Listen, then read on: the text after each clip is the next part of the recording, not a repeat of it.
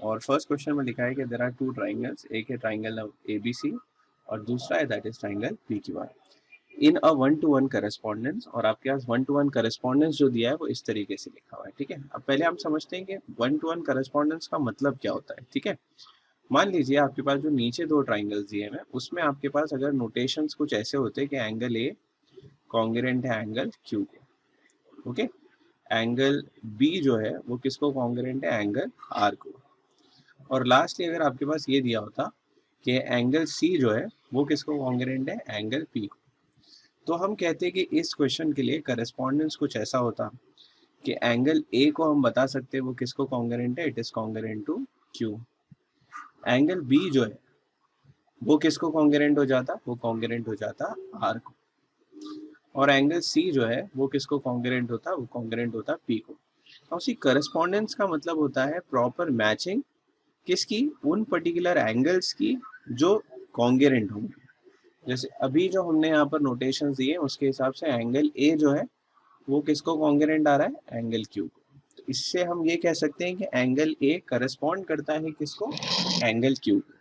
Same manner में हम ये भी कह सकते हैं कि जो एंगल बी है वो एंगल बी किसको करस्पॉन्ड करता है, एंगल आर को।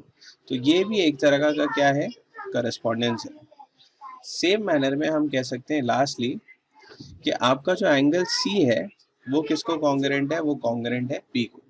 और इसे हम कहते हैं कि सी किसे करस्पॉन्ड करता है, पी को। करस्पॉन्डेंस को लिखने का तरीका होता है with this arrow which is having dual sided arrow, ठीक है। आपके पास दो तरफा एरो दे दिया जाए तो यह है तरीका लिखना किसको, करस्पॉन्डेंस को। अब क्वेश्चन में हमें बताना क्या है कि आपके पास करस्पॉन्डेंस तो ये दिया हुआ है, आपको राइटली बताना है कि इनमें से कौन सा ट्राइंगल कॉन्ग्रुएंट है। See it's very simple. अगर हम ये कह रहे हैं कि करस्पॉन्डेंस इस तरीके से है कि पी एंगल सी को कॉन्ग्रुएंट है, तो हमेशा याद रखिए अगर पहला ट्राइंगल का नाम पी क्यू आर लिखा जाए, पहले ट्राइंगल का नाम क्या लिखा जाए, पी क्यू आर, तो सिमिलैरिटी के टाइम पे हमें इस बात का ध्यान रखना है कि अगर पहला एंगल पी है तो बिल्कुल दूसरे ट्राइंगल के अंदर पी के सामने वाला एंगल कौन सा होना चाहिए, एंगल सी होना चाहिए। अगर दूसरा है क्यू तो सेम मैनर में हमें ये कहना पड़ेगा कि जो सेकेंड एंगल है वो कौन सा एंगल होगा, एंगल हो जाएगा ए। और लास्ट हम ये कह सकते हैं कि एंगल आर जो है वो किसको कॉन्ग्रुएंट होगा, एंगल बी को। तो इस तरीके से आपके पास क्या आ जाएगा, प्रॉपर करस्पॉन्डेंस। जैसे कि अब आप क्वेश्चन नंबर 1 के ऑप्शन बी में चेक कीजिए, आपके पास करस्पॉन्डेंस बिल्कुल परफेक्टली लिखा है कि P किसको कॉन्ग्रुएंट है, C को, Q किसे कॉन्ग्रुएंट है, A को, और R जो है वो किसे कॉन्ग्रुएंट है, B को। तो इसे हम कहते हैं प्रॉपर करस्पॉन्डेंस, ओके। लेकिन देखिए इसके अलावा अगर आप कोई ऑप्शन पिकअप कर लेते हैं, चाहे ए हो, सी हो या डी हो, वहां पर करस्पॉन्डेंस का ऑर्डर जो है वो फॉलो नहीं होता है, ठीक है। अब फॉलो नहीं होता है इसका क्या मतलब है, तो चेक कीजिए। अगर मैं पहले ऑप्शन को देखूं तो P किसको करस्पॉन्ड कर रहा है, ए को। इसका मतलब P एंगल किसको कॉन्ग्रुएंट होगा, ए को। क्या ये बात सही है, तो लेट अस सी। हमने ये कहा है कि P असल में किसे करस्पॉन्ड करता है, C को। इसका मतलब P किसको कॉन्ग्रुएंट है, C से कॉन्ग्रुएंट है। तो क्या हम कह सकते हैं वो A से कॉन्ग्रुएंट होगा, नहीं। तो अगर वो A से कॉन्ग्रुएंट नहीं होगा इसलिए आपका पहला ऑप्शन क्या हो जाता है, गलत हो जाता है। सिमिलर मैनर में आप आगे के पार्ट्स भी चेक कर सकते हैं। जैसे आप तीसरा वाला C को चेक करेंगे अगर ऑप्शन, तो वहां पर आप देखेंगे कि एंगल C जो है वो किसे कॉन्ग्रुएंट दिया हुआ है, P से। क्या एंगल C और P कॉन्ग्रुएंट है, यस। इसका मतलब पहला पार्ट तो सही है। लेकिन दूसरा एंगल जो है वो है B किसे कॉन्ग्रुएंट दिया हुआ है, Q को। बट हम जानते हैं कि असल में एंगल B कॉन्ग्रुएंट किससे है, R से कॉन्ग्रुएंट है। इसका मतलब आपका ऑप्शन नंबर 3 भी क्या हो जाएगा, गलत हो जाएगा। और सेम मैनर में आप डी ऑप्शन में एक मिस्टेक निकाल सकते हैं। तो इसीलिए इस पर्टिकुलर क्वेश्चन का आंसर आपके पास क्या हो जाएगा, इट विल बी बी। तो होप आपको समझ में आ गया। करस्पॉन्डेंस का मतलब होता है कि हम प्रॉपरली किसे मैच कर रहे हो, कॉन्ग्रुएंट पार्ट्स को मेजर कर रहे हो या कॉन्ग्रुएंट पार्ट्स को क्या कर रहे हो, मैच कर रहे हो। Is it clear? Next question है आपके पास, in if in triangle DEF and triangle PQR आपके पास दिया हुआ है कि angle D is congruent to angle Q and angle R is congruent to angle E। जैसे आप देख सकते हैं आपके पास एक दिया हुआ है part that is D, congruent किससे, it is congruent to Q, है ना। Why it is congruent, because उसके ऊपर साइंस कैसी आ रही है, सेम साइंस आपके पास देखने को मिल रही है। वैसे आपके पास ई और आर भी क्या दिया हुआ है, कॉन्ग्रुएंट दिया हुआ है। नाउ सी आपके पास पहला ट्राइंगल और जो दूसरा ट्राइंगल दिया हुआ है, क्या हम उसमें कह सकते हैं कि दो अलग अलग एंगल्स आपके दो एंगल उनके अंदर क्या हो गए, कॉन्ग्रुएंट हो जाए। और जब भी दो ट्राइंगल्स के अंदर दो एंगल कॉन्ग्रुएंट हो जाते हैं तो हम ये कह सकते हैं कि ट्राइंगल्स आर सिमिलर। तो हम ये लिख देते हैं कि triangle D E F is similar to triangle. अब देखिए यहाँ पर अगर हमने डी ई एफ लिखा है तो पहले डी आया, तो उस ट्राइंगल के लिए पहले क्या लिखना पड़ेगा आपको, क्यू लिखना पड़ेगा, है ना, करस्पॉन्डेंस मैटर करता है। तो इसलिए पहला लेटर हम यहाँ पर क्या यूज कर लेंगे, क्यू। वैसे आप यहाँ देखिए आपके पास ई दिया हुआ है, करेक्ट, सेकेंड लेटर ई है, और एंगल ई को कॉन्ग्रुएंट कौन सा एंगल है, आर कॉन्ग्रुएंट है, इसलिए हम यहाँ पर क्या लिख देंगे, आर। लास्टली एफ जो है वो किसको कॉन्ग्रुएंट हो जाएगा, it will be congruent to P. तो ये है इनके बीच का प्रॉपर करस्पॉन्डेंस। ओके, आपको आगे वो क्या बोल रहा है, आगे क्वेश्चन में ये दिया हुआ है, then which of the following statement is false. मुझे ये बताना है इनमें से कौन सा स्टेटमेंट गलत है। ओके, गलत है इसका मतलब नीचे जो भी रेशोज आपके पास दिए हुए इनमें से कोई एक रेशो आपके पास क्या होगा, गलत होगा, और बाकी तीन क्या होंगे, सही होंगे। सॉल्व करने के लिए हम इसके बाद का एक स्टेप लिख लेते हैं। See when we say two triangles are similar we very well know कि उनके साइड्स क्या होते हैं, they are in proportion. And when we say they are in proportion उसका मतलब होता है कि डीई अपॉन क्यू आर, है ना, यहाँ के दो लेटर और फिर वहां के दो लेटर किसके बराबर हो जाएंगे, it is equal to, it is E F upon आपके पास क्या आ जाएगा, it is R P, and this value is equal to D F upon it is Q P. तो इस तरीके से आपके पास टोटल कितने रेशियोज आ गए, तीन रेशियोज आ गए which are equal to each other. Now let us see कि हमारे पास जो ऑप्शंस दिए हुए हैं क्या हर ऑप्शन सही है। तो पहला ऑप्शन जैसे हम चेक कर ले, ई एफ आ रहा है और उसके नीचे क्या आ रहा है, पी आर, और इट्स रिटन करेक्टली। देखिए ऊपर ई एफ तो नीचे क्या होना चाहिए, पी आर होना चाहिए। वैसे ही नेक्स्ट वाला आप देखें, डी एफ अपॉन आपके पास क्या आ रहा है, पी क्यू आ रहा है। तो यहाँ पर हम आ जाते हैं D F upon P Q, इसका मतलब पहला ऑप्शन करेक्ट है।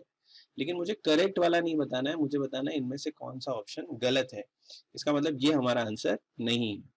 इसी के साथ हम दूसरे क्वेश्चन पे बढ़ते हैं, दूसरे ऑप्शन पे बढ़ते हैं, जहां पर आपके पास दिया है DE upon P Q. Now see DE के नीचे क्या आना चाहिए था, क्यू आर, और यहाँ पर क्या दिया हुआ है, पी क्यू दिया हुआ है।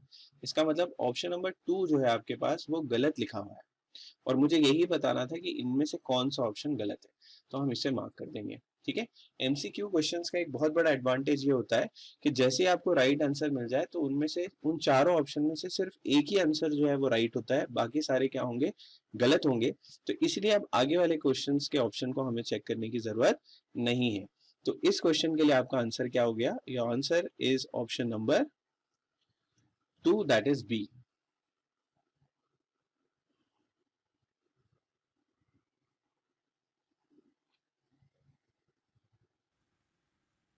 नंबर 3 में आपके पास दिया हुआ है triangle ABC and triangle DEF, angle B is congruent to angle E, और आपके पास दिया हुआ है angle F equal to angle,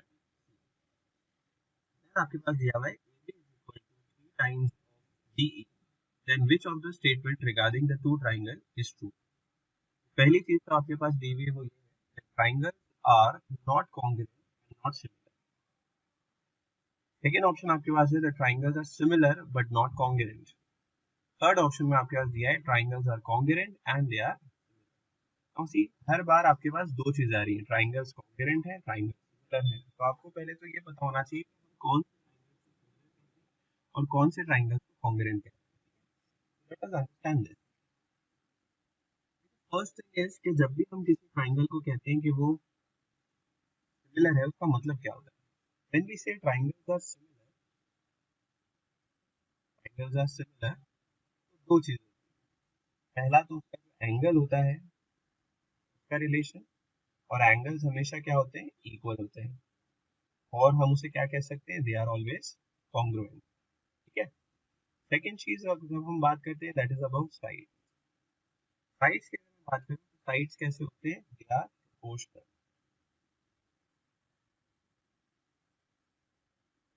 ठीक है, वैसे ही अगर हम बात करें triangles are congruent, what would you mean by triangles are congruent. ये ट्राइंगल्स कॉन्ग्रुएंट होते हैं, इसका मतलब होता है कि एंगल्स जो है वो क्या होंगे, विल बी इक्वल। और जब हम साइड्स की बात करेंगे तो साइड्स भी कैसे होंगे, इक्वल। अब समझते हैं इसका मतलब क्या हो गया। इक्वल से यहाँ मेरा मतलब है क्या कह सकते हैं, दे आर।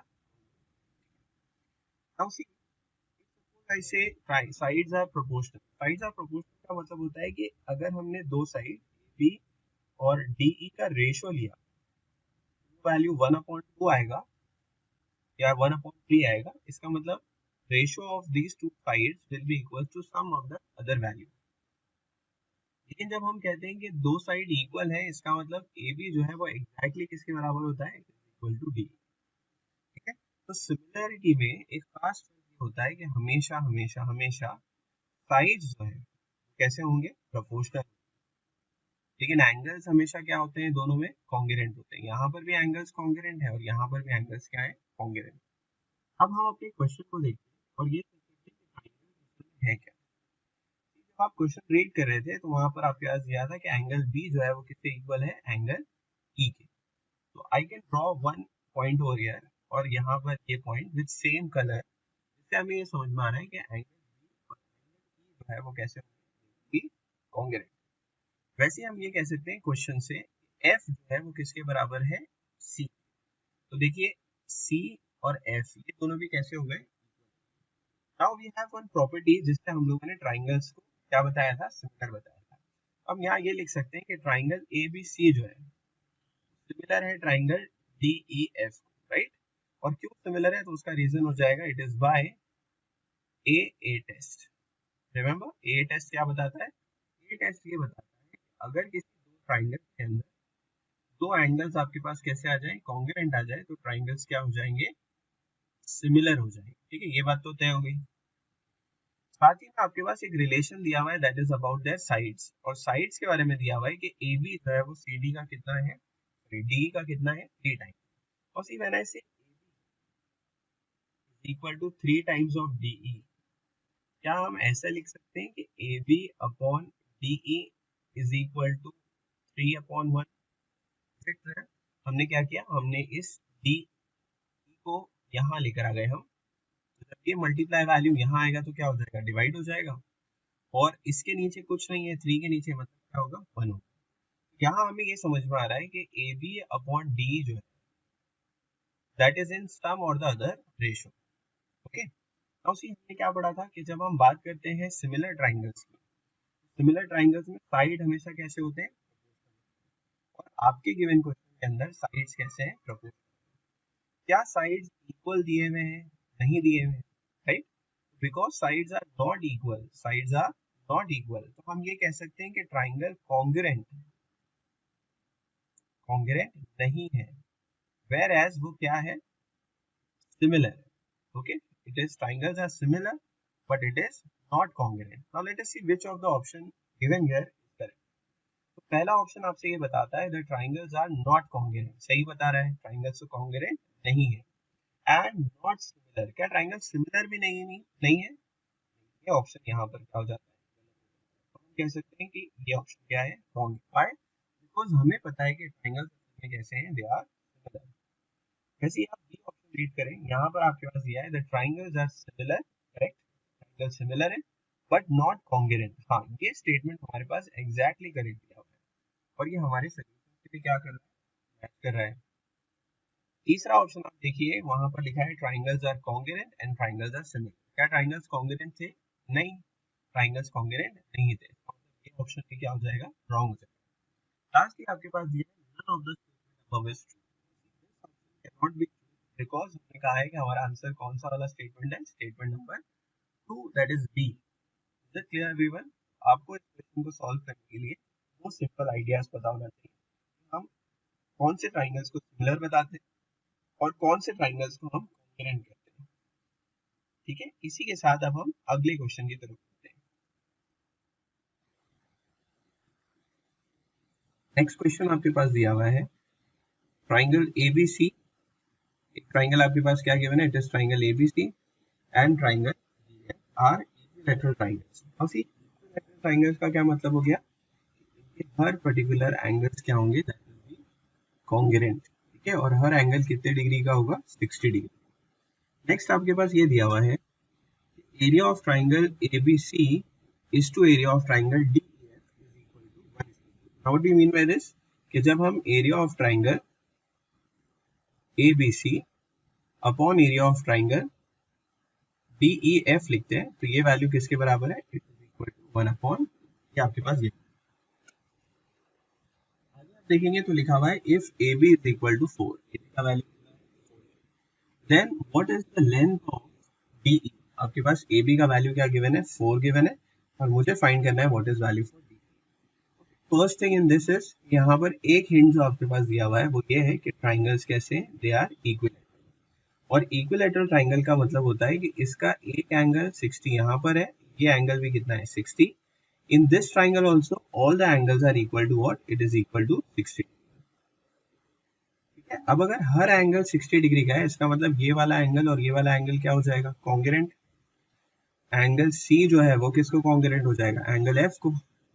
अब ट्राइंगल नंबर 1 में और ट्राइंगल नंबर 2 में, दैट इज ट्राइंगल ABC में और ट्राइंगल DEF में, आपके पास दो एंगल्स क्या हो गए, कॉन्ग्रुएंट हो गए. और अगर दो एंगल्स कॉन्ग्रुएंट हो जाए तो हम ये कह सकते हैं कि triangle ABC is similar to triangle DEF. ये पहली बात, ठीक है. Now see if triangles are similar और एरिया का रेशियो अप्लाई करना, तो हमने कौन सी प्रॉपर्टी पढ़ी है, that is areas of similar triangle,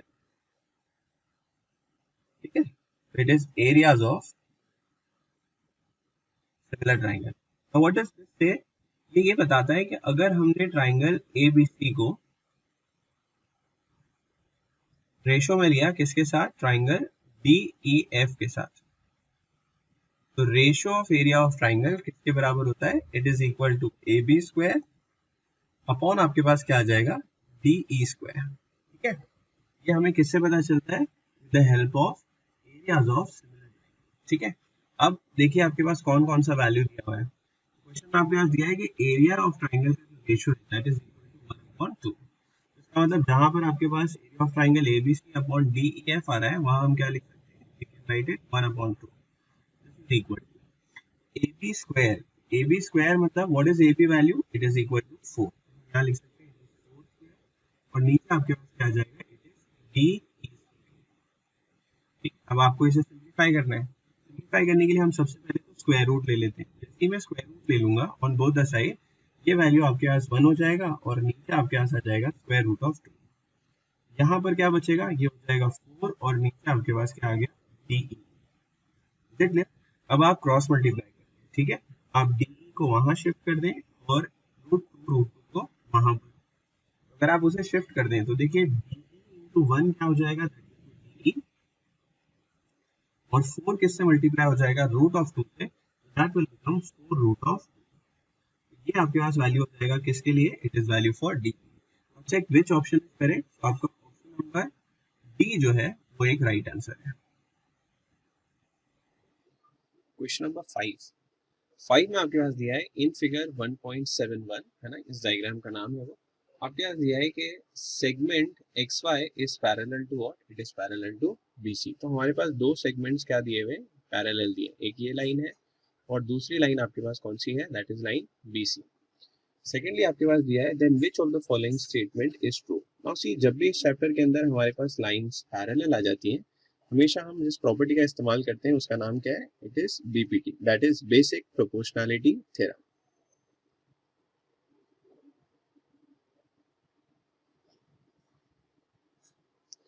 और बेसिक प्रोपोर्शनैलिटी थ्योरम के हिसाब से ही हम इस ट्राइंगल के अंदर, दैट इज ट्राइंगल ABC में, हम ये कह सकते हैं कि इफ इन ट्राइंगल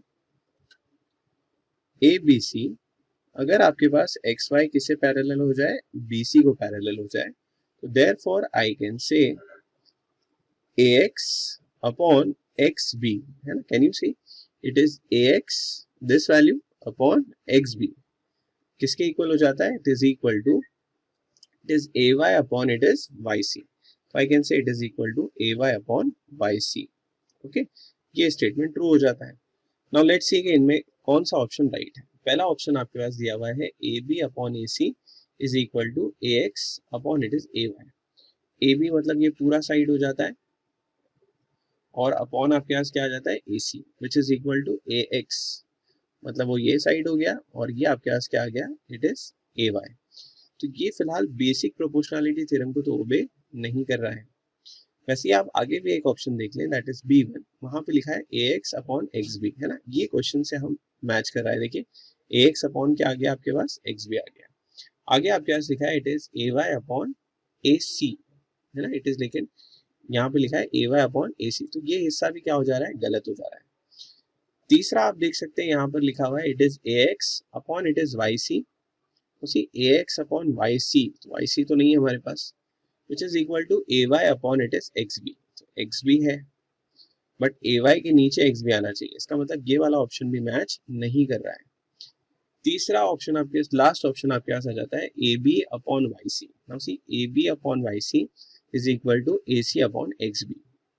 यहाँ पर भी जब हम नोटिस कर रहे हैं तो हमारे पास जो रेशो है वो बेसिक प्रोपोर्शनलिटी से प्रूव नहीं हो रहा है। इसका मतलब इस पर्टिकुलर क्वेश्चन को सॉल्व करने के लिए मे भी शायद बेसिक प्रोपोर्शनलिटी एक गलत अप्रोच है। तो अब क्या किया जाए, देखिए इस क्वेश्चन को सॉल्व करने की हम पहले तो ये देख लेते हैं कि आपके पास जो ट्राइंगल ऊपर आ रहा है, ठीक है, उसका नाम क्या है, it is triangle A Y और फिर आपके पास क्या दिया हुआ है सी। तो एक ट्राइंगल ऊपर है और एक ट्राइंगल आपके पास जो बड़ा ट्राइंगल है जो आपके पास ऊपर से नीचे तक आ रहा है, that is A B and C. इन दोनों के अंदर बिकॉज वी नो कि यहाँ पर लाइंस पैरेलल है, तो आई कैन से कि this angle and this angle ये क्या हो जाएगा, इक्वल हो जाएगा। और क्या रीजन होगा बताइए, क्या रीजन होगा, इसका रीजन हो जाएगा दे आर करस्पॉन्डिंग एंगल्स। वैसे ही आप देखिए कि आपके पास जो दूसरा एंगल दिया हुआ है इट इज एंगल वाई और आपके पास एंगल कौन सा है सी, ये दोनों एंगल्स भी कैसे हो जाएंगे, they will be equal.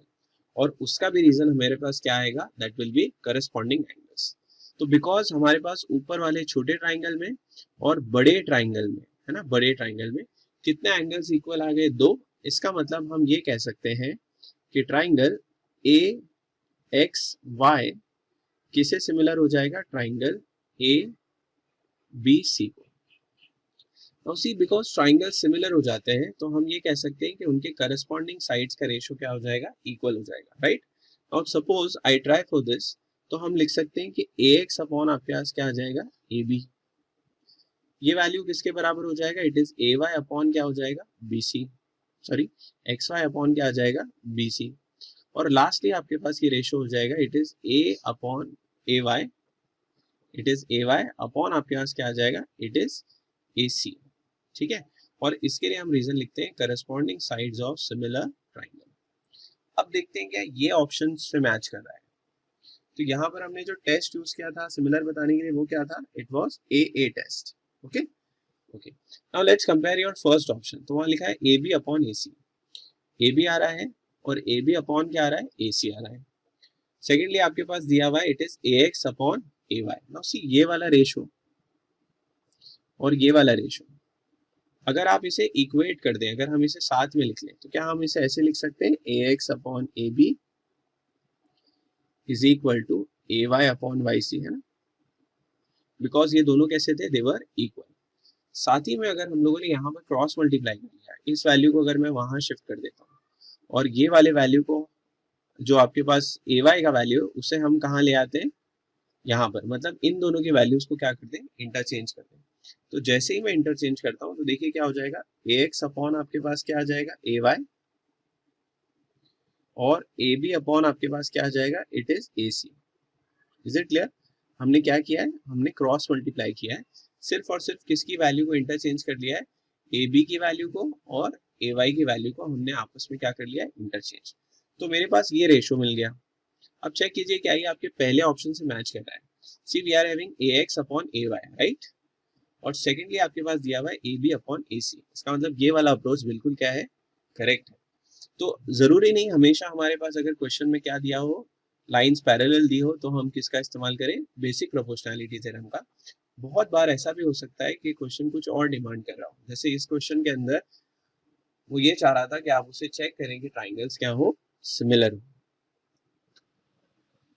Question number 2 आपके पास जो दिया है वहां पर है आपके पास in triangle ABC B dash D dash C है ना। अब इसका क्या मतलब होता है, इसका मतलब होता है कि A B D और C ये कैसे हैं, दे आर कोलिनियर। आगे आपके पास लिया है value for BD is equal to 7। See यहाँ पर आपके पास है BD और ये वैल्यू कितना गिवन है, इट इज इक्वल टू 7। फिर आपके पास दिया है कि BC जो है वो जो कंप्लीट साइड है ये वाला पार्ट, ये आपके पास कितना गिवन है, it is equal to 20। Next आपके पास लिखा हुआ है then find the following ratios. और सी आपको रेशियोज फाइंड करने हैं किसके, different sides of different areas of triangle के, जिसमें एक ट्राइंगल है जिसका नाम आपके पास है ABD है ना। ABD कौन सा ट्राइंगल हो गया, ये छोटा ट्राइंगल जो आपको यहाँ पर दिख रहा है, it is AB and B। दूसरा ट्राइंगल आपके पास जो आ रहा है that is ADC, so it is AD and C। तीसरा आपके पास जो ट्राइंगल दिया हुआ है दैट इज ट्राइंगल ADC, मतलब तीसरा जो बड़ा ट्राइंगल। बेसिकली यहाँ कितने ट्राइंगल है हमारे पास, 3 ट्राइंगल है। तीनों ट्राइंगल के अंदर क्या हम लोग ऐसे कह सकते हैं कि एक ट्राइंगल आपके पास हो जाएगा ABC जो सबसे बड़ा है, दूसरा ट्राइंगल आपके पास आ जाएगा ट्राइंगल ABD,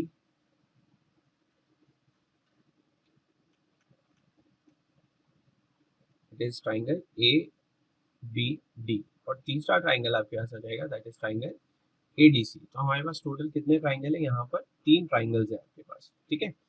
अब मुझे क्या बताना है, मुझे रेशियो ऑफ देयर एरियाज बताना है। और प्रॉपर्टी क्या है कि अगर हम जब भी ratios of areas of triangle की बात करते हैं तो सबसे पहले तो हम देखते हैं उनके अंदर क्या इक्वल आ रहा है आपके पास, ठीक है। मैं एक लाइन ड्रॉ कर लेता हूँ और लेट अस से आपके पास जो ट्राइंगल्स हैं उसके अंदर हम एक कॉमन हाइट बना सकते हैं। देखिए अगर हमने पॉइंट A सेलेक्ट कर लिया और पॉइंट A से अगर मैंने एक परपेंडिकुलर नीचे की तरफ ड्रॉ की, है ना, एक मिनट, हाँ, तो हम यहाँ से अगर परपेंडिकुलर ड्रॉ करें तो वो कुछ ऐसी हो जाएगी। नाउ दिस परपेंडिकुलर AM नाम दे देते हैं हम इसका। ये जो साइड AM हमने ड्रॉ की है ये सारे 3 ट्राइंगल्स जो आपके पास दिए हुए हैं, ट्राइंगल ABD उसके लिए भी हाइट हो जाएगी, ट्राइंगल ABC उसके लिए भी क्या हो जाएगी, हाइट हो जाएगी, और ट्राइंगल ADC की भी क्या हो जाएगी, हाइट हो जाएगी। इसका मतलब AM जो है वो एक कॉमन हाइट है, AM इन सब की क्या है, कॉमन हाइट है। इसका मतलब जितने भी ट्राइंगल्स आपके पास गिवन है यहाँ पर क्वेश्चन में, they are triangles with equal heights, ठीक है। और अगर ट्राइंगल्स की हाइट इक्वल होती है तो ratio of area of triangle बताइए किसके बराबर होता है, वो हमेशा इक्वल होता है to ratio of their sides, या हम कह सकते हैं ratio of their corresponding bases, correct. तो अगर मैं बात करूं इक्वल हाइट्स की तो वो इक्वल हाइट कौन सी हो गई, AM। और अगर मैं बेसिस की बात करूं तो हमारे पास कौन से बेसिस यहाँ पर आ रहे हैं, एक BD है, एक DC है, और एक आपके पास कौन सा है, BC। और see we don't have what is value for DC, इसलिए पहले हम क्या फाइंड कर लेते हैं कि DC का वैल्यू क्या होगा। ओके, तो लेट अस से कि आपके पास एक लाइन दी हुई है, उस पर आपके पास टोटल कितने पॉइंट्स आ रहे हैं, 3, एक है B, एक है D, और एक क्या दिया हुआ है, C दिया हुआ है। अच्छा, BD का वैल्यू आपके पास क्या है, इट इज 7। ये कंप्लीट BC जो दिया हुआ है that is equal to what, 20, और हमें फाइंड करना है what is value for DC। तो सिंपल है, because B D and C ये कैसे हैं, दे आर कोलिनियर, तो आई कैन से BC का वैल्यू किसके बराबर हो जाएगा, it is equal to BD plus it is equal to DC। अब अगर हम वैल्यूज पुट कर दें, सो सी BC का वैल्यू कितना गिवन है, it is equal to 20, this value will become equal to BD। तो BD आपके पास क्या गिवन है, 7, और प्लस ये क्या हो जाएगा, DC हो जाएगा। अगर हमें DC फाइंड करना है तो ये वैल्यू हो जाएगा 20 minus it is 7, and see 20 minus 7 आपके पास वैल्यू कितना हो जाएगा, it is 13। This is value for DC। तो अगर हमारे पास अब DC का वैल्यू आ गया है, BC का वैल्यू पहले से था और BD का भी था, इसका मतलब हमारे पास सारी करस्पॉन्डिंग बेसिस के क्या आ चुके हैं, वैल्यूज आ चुके हैं, ठीक है। अब अगर हम पहले वाले क्वेश्चन का आंसर लिखें that is triangle ABD, triangle AB and D, इसका बेस क्या हो जाएगा, तो हम कहेंगे दैट इज BD। और ट्राइंगल ADC की अगर हम बात करें, डी और सी, तो इसका बेस क्या हो जाएगा, तो that is equal to D C. And see what is value for B D, तो वो वैल्यू आपके पास गिवन है, इट इज 7, और डी सी वैल्यू जो हमने अभी फाइंड किया है दैट इज इक्वल टू 13। ये पहले वाले क्वेश्चन का क्या हो जाएगा, आंसर हो जाएगा। वैसे ही आप सेकंड वाले के लिए देखिए, ट्राइंगल एबीडी दिया है, वो छोटा ट्राइंगल यहाँ पर है जिसका बेस क्या है, बीडी।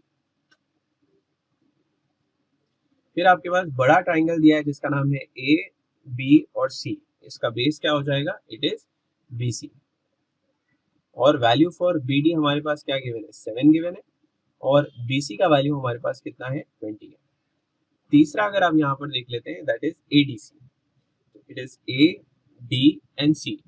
अब ए डी सी की बेस क्या हो जाएगी, दैट इज डी सी, और दूसरा ट्राइंगल आपके पास है जिसका नाम है ABC triangle.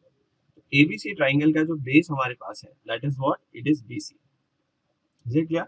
Now what is value for DC, तो डीसी का वैल्यू हमारे पास कितना मिल गया था, दैट वाज 13, तो हम लिख देंगे दिस इज 13, और नीचे आपके पास बीसी का वैल्यू आ गया दैट इज इक्वल टू 20। ठीक है, इन सारे स्टेप्स के लिए बाजू में आपको हर बार एक रीजन लिखना होगा, और वो रीजन क्या होगा, they are triangles with equal heights. ठीक है, अगर ट्राइंगल्स की हाइट इक्वल है तो रेशियो ऑफ देयर एरिया किसके बराबर हो जाता है, रेशियो ऑफ करस्पॉन्डिंग बेसिस के। होप आपको ये क्वेश्चन समझ में आ गया हो। इस तरीके से हम तीनों के तीनों एरिया ऑफ ट्राइंगल्स के रेशियोज को क्या कर सकते हैं, फाइंड कर सकते हैं। क्वेश्चन नंबर 3 में आपने दिया है ratio of areas of two triangle with equal heights. ठीक है, आपके पास हाइट जो है वो क्या गिवन है, is equal, is how much, it is equal to 2:3। किसका रेशियो दिया है, एरियाज ऑफ ट्राइंगल का रेशियो दिया है। आगे आपके पास लिखा है the base of the smaller triangle is 6 centimetre, then what is the corresponding base of the bigger triangle. ठीक है, इस क्वेश्चन को समझने के लिए पहले हम इसके लिए डायग्राम कंसीडर कर लेते हैं। तो लेट अस सी आपका डायग्राम, जैसे कि आप डायग्राम में देख सकते हैं आपके पास दो ट्राइंगल्स हैं जिसके अंदर एक हाइट हमने क्या बना ली है, कॉमन बना ली है। लेट अस से हम ट्राइंगल का नाम दे देते हैं, it is A B and C, और इस पॉइंट को मैं कंसीडर कर लेता हूँ डी। तो अभी हमारे पास दो ट्राइंगल्स हैं और इन दोनों ट्राइंगल्स में हाइट कैसी है, सेम है। साथ ही में हम ये कह सकते हैं फॉर सोल्यूशन कि area of triangle A B D upon area of triangle it is A D C, ये वैल्यू आपके पास क्या गिवन है, इट इज 2:3, और रीजन इसका आ जाएगा, it is given to us, है ना, यहाँ पर दिया हुआ है। फिर वो आपसे ये कह रहा है कि if the base of the smaller triangle, अब अगर मैं डायग्राम से कंपेयर करूँ तो स्मॉलर ट्राइंगल मेरे लिए कौन सा ट्राइंगल है, it is A B and D, और उसका बेस आपके पास क्या गिवन है, it is equal to 6 centimetre. तो हमें फाइंड करना है what is the base of the larger triangle. ठीक है, और सपोज अगर हम उसे फाइंड करने जा रहे हैं तो देखिए हम ऐसे लिख सकते हैं कि area of triangle A B D upon area of triangle A D C, ये बराबर किसके हैं, तो हम कह सकते हैं because these are two triangles with equal height, तो रेशियो ऑफ एरिया किसके बराबर हो जाएगा, टू देयर बेसिस। तो एक बार आपके पास बी डी आ जाएगा और एक बार आपके पास डी सी आ जाएगा, और रीजन में हम लिख सकते हैं दीज आर ट्राइंगल्स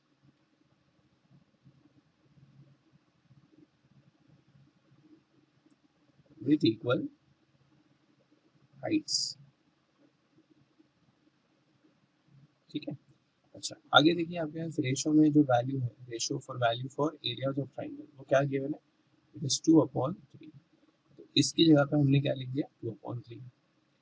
स्मॉलर जो ट्राइंगल आपके पास है उसका बेस आपके पास क्या दिया हुआ है, इट इज 6, और हमें फाइंड करना है base of the larger triangle, that means हमें फाइंड करना है what is value for DC. Late us से डीसी को हम ऐसे ही बना लेते हैं। अब इसे अगर हमें सॉल्व करना है तो हमें क्या करना पड़ेगा, क्रॉस मल्टीप्लाई करना पड़ेगा। तो लेट से हम कहते हैं ये हो जाएगा 2 multiplied by D C which is equal to 6 multiplied by 3।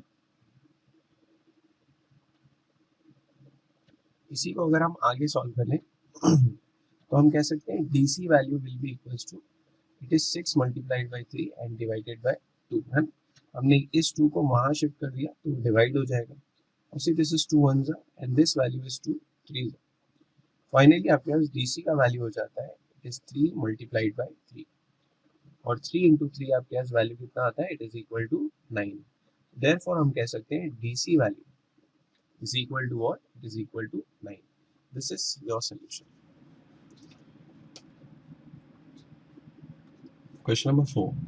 Question number 4 में आपके पास दिया हुआ है in the figure 1.73 angle ABC is equal to angle DCB. ठीक है, अब ये एंगल्स जो है वो आपके पास क्या दिए हुए हैं, they are equal.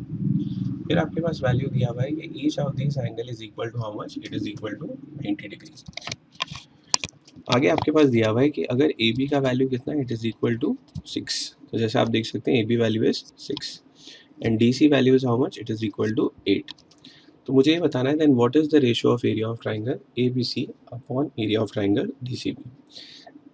सबसे पहले तो आप दो ट्राइंगल्स को देख लीजिए, उसके अंदर एक आ रहा है कॉमन बेस. ठीक है, अगर हम बात करें triangle A, then we are having B, फिर आपके पास है C और फिर क्या है A. तो ये जो ट्राइंगल आपके पास दिख रहा है, इस ट्राइंगल के अंदर हम देख सकते हैं कि बेस कौन है, इट इज़ BC, और हाइट कौन है, इट इज़ AB. दूसरा ट्राइंगल जो आपके पास आ रहा है उस ट्राइंगल का नाम है, इट इज़ ट्राइंगल DC, है ना, it is triangle D, then we are having C and it is triangle B. तो आप देख रहे हैं कि एक बेस जो है दैट इज़ बेस BC, वो दोनों के अंदर कैसी है, दैट इज़ कॉमन. तो इसका मतलब आपके पास जो दो ट्राइंगल्स दिए हुए हैं इनकी बेस जो है वो कैसी है, इट इज़ इक्वल.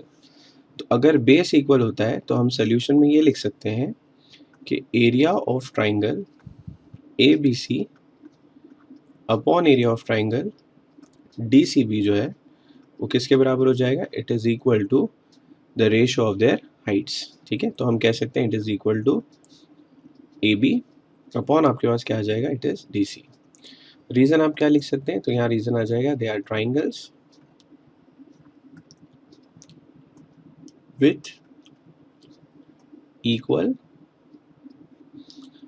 बेस. ठीक है, और अगर ट्राइंगल्स की बेस इक्वल है तो रेशियो ऑफ एरिया किसके बराबर हो जाता है, रेशियो ऑफ देयर हाइट्स के. फिर आप देखिए क्वेश्चन के अंदर आपके पास हाइट्स की वैल्यू भी गिवन है. आपके पास वैल्यू फॉर AB दिया हुआ है 6 एंड वैल्यू फॉर DC क्या दिया हुआ है, 8. और सपोज कीजिए अगर हमें इसे सॉल्व करना है तो हम AB की जगह पे वैल्यू पुट कर देते हैं. तो AB की जगह पे मैं क्या लिख सकता हूँ, 6 लिख सकता हूँ, और DC की जगह पे हमारे पास क्या वैल्यू आ जाएगा, it is equal to 8. Now as we can see ये दोनों वैल्यूज़ क्या हो सकती हैं, कैंसिल आउट हो सकती हैं.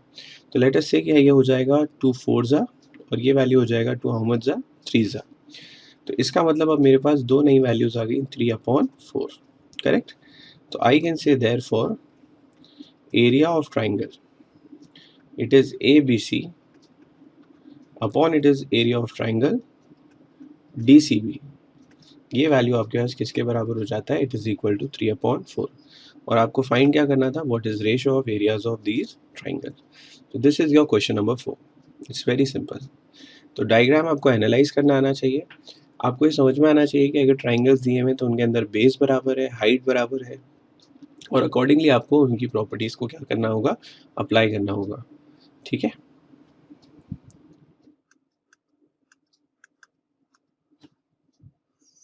नेक्स्ट क्वेश्चन है आपके पास जहाँ पर दिया हुआ है in the figure 1.74 PM value is equal to how much, it is equal to 10.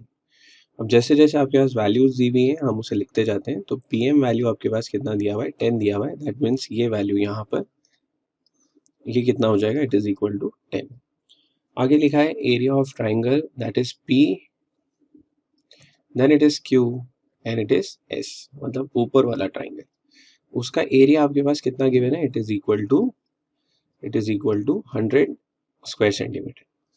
वैसे ही आपके पास दिया हुआ है एरिया ऑफ ट्राइंगल QRS. इसका मतलब जो ट्राइंगल आपके पास कहाँ पर आ रहा है, नीचे की तरफ आ रहा है, उसका एरिया आपके पास कितना गिवन है, it is equal to 110 degree, 110 square centimetre. आपसे उसने कहा है कि आपको फाइंड करना है what is value for NR, that is this. और सी अगर आप ऊपर और नीचे दोनों ट्राइंगल्स को देखेंगे तो आपको ये समझ में आएगा कि दोनों ट्राइंगल्स के अंदर जो बेस है वो कौन है, दैट इज QS. और ऊपर वाला ट्राइंगल और नीचे वाला ट्राइंगल, दोनों ही ट्राइंगल में आपके पास बेस जो है वो कैसी आ रही है, इक्वल आ रही है, राइट. और हम जानते हैं कि जब भी आपके पास बेसेस बराबर होती है तो रेशियो ऑफ देयर एरियाज किसके बराबर होता है, टू देयर हाइट्स. करेक्ट. तो let us say we can say for solution I can say कि area of triangle this PQS upon it is area of triangle QRS, it is QRS, this will become equal to heights, ratio of their heights, correct. तो अगर हम PQS की बात करें, that is red वाला triangle, उसकी जो height आपके पास है उसका नाम क्या है, इट इज PM। और जो आपके पास नीचे ट्राइंगल आ रहा है जिसका नाम है QRS, इसकी अगर हम हाइट की बात करें तो वो वैल्यू आपके पास क्या दिया हुआ है, NR दिया हुआ है। और रीजन के लिए हम यहाँ पे लिख सकते हैं they are triangles with equal, है ना, क्या इक्वल है इसके अंदर, they are having equal basis, तो we can say with equal base, correct. अगर ट्राइंगल्स के अंदर बेसिस इक्वल हो जाती हैं तो रेशो ऑफ एरिया किसके बराबर होता है, it is equal to ratio of their heights, correct. अच्छा, अब देखिए क्या क्या वैल्यू आपके पास गिवन है। हमारे पास दिया हुआ है value for area of triangle PQS, then we are given with area of triangle QRS, और आपके पास वैल्यू दिया हुआ है PM का, और मुझे क्या फाइंड करना है, what is value for NR। तो लेट अस से हम सारी वैल्यूज को पुट कर देते हैं। तो PQS की जगह पे क्या आ जाएगा, PQS की जगह पे आ जाएगा 100। वैल्यू फॉर QRS क्या है, तो QRS की जगह पे आपके पास आ जाएगा it is equal to 110। This value is equal to PM, है ना। PM का वैल्यू आपके पास क्या दिया हुआ है, इट इज 10, तो ये हो जाएगा 10 और अपॉन आपके पास क्या आ जाएगा, NR। तो अगर मुझे NR का वैल्यू फाइंड करना है तो सबसे पहले तो आप इसे क्या कर लें, क्रॉस मल्टीप्लाई कर लें। तो लेट अस से कि हम लिख सकते हैं it is NR which will get multiplied with 100, और वहां पे आपके पास आ जाएगा 10 which is multiplied with 110। So therefore I can say NR value is equal to 10 multiplied by 110 and it is divided by 100. Now see if we cancel out, तो ये zero यहाँ से कैंसिल हो जाएगा और ये जीरो इससे कैंसिल हो जाएगा, करेक्ट। तो आपके पास जो वैल्यू अब बच जाता है that is equal to how much, it is equal to 11। So therefore आपके पास वैल्यू फॉर NR जो है वो कितना आ गया, इट इज इक्वल टू 11। क्या फाइंड करना था आपको, what is NR, so we have got NR value is equal to 11। Question number 6 में आपके पास दिया है कि triangle MNT is similar to triangle QRS, ठीक है। तो दो ट्राइंगल्स आपके पास कैसे हैं, they are similar triangles. The length of altitude drawn from the point T, ठीक है। ऑल्टीट्यूड का मतलब क्या होता है, इट इज नॉर्मली हाइट, ठीक है। तो क्या किया है, हाइट बनाई है। From which point, from point T is what, it is equal to 5, and the length of altitude drawn from point S is equal to 9। आपको क्या फाइंड करना है, आपको फाइंड करना है ratio of areas of these triangles. Now see अगर हम इसका डायग्राम बना दें तो डायग्राम कुछ ऐसा दिखेगा, ठीक है। जैसे आप देख सकते हैं एक ट्राइंगल है MN और T, और एक ट्राइंगल आपके पास आ रहा है जिसका नाम है QRNS। दोनों ही ट्राइंगल के अंदर एक एक ऑल्टीट्यूड बनाई है, जिसका मतलब एक परपेंडिकुलर बनाया है। तो अगर आप परपेंडिकुलर बनाते हैं तो पहला परपेंडिकुलर दिया था it is drawn from point T, और वो कितने सेंटीमीटर का, it is equal to 5 centimetre. And the length of altitude which was drawn from S, वो कितने सेंटीमीटर का था, 9। इसका मतलब हम इसे क्या कंसिडर कर सकते हैं, 9 सेंटीमीटर। फिर आपके पास ये दिया हुआ है कि आपको फाइंड करना है what is ratio of areas of the triangle. Now see first thing which I can say over here is कि आपके पास दिया है triangle MNT is similar to triangle QRS। अब बिकॉज ट्राइंगल सिमिलर है और आपसे रेशियो पूछा है तो हमेशा हम किसे अप्लाई करेंगे, by areas of similar triangle,